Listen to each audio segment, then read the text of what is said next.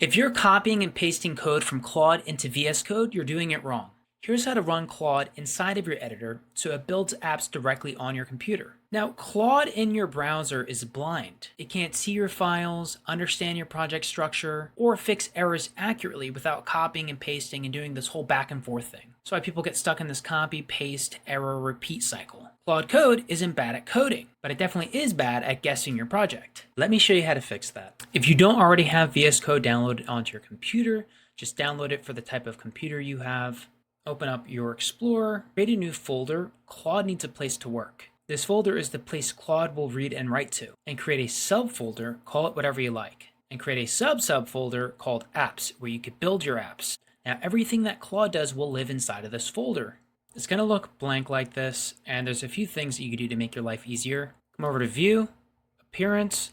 We're going to look for panel position. We're going to do left, align panel left, panel position left. Primary sidebar will turn on. Turn off minimap. Secondary sidebar, that's all right. We're going to click Explorer. I have my Explorer over here. Open folder. We're going to go to Desktop. That's where I have my folder. You'd open up the folder that you created. Click Open. Trust the authors. Okay, this is good enough. And you come over to File, Save Workspace As. Save it in this folder, call it your name, save it. We're only going to be installing what gives Claude access to this workspace. Like, we're not downloading a bunch of random extensions for VS Code. So come over to View, and we're going to be looking at the extensions. Open that up. It's going to replace Explorer.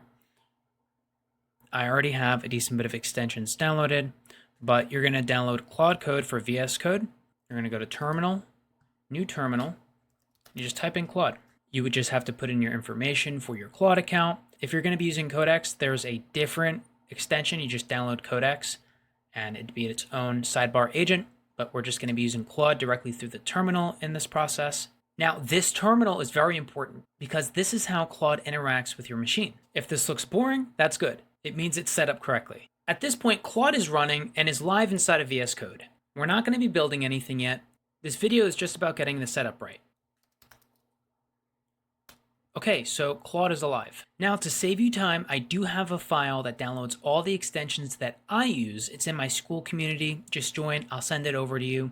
But you would just plug in and reference that file, and it'll go ahead and download all those extensions for you, including Live Preview, which basically allows VS Code and Claude to act like Lovable. Let me show you real quick. Live Preview, Start Server, and then I can access my apps. So in Charlie Automates, I have my apps, and then I can open up this app, for example. So now it's basically running as if it was Lovable.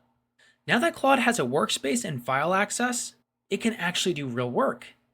In another video, we'll use this to set up something real.